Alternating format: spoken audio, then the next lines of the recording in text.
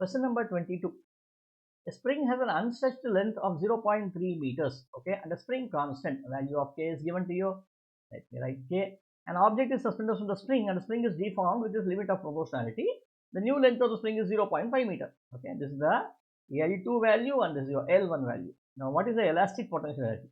So, from L2 and L1, what can be determined? We can find out the value of x, which is the extension, which is L2 minus L1, which is 0.2 meters. And then K is known. So, what is the elastic potential energy? Elastic potential energy is given by the formula half kx square, which should be half multiplied by 400 multiplied by 0.2 square. When I do this, this will be half into 400 multiplied by 0.04. So, 2 ones are 0.04 into 400 should be 4 joules.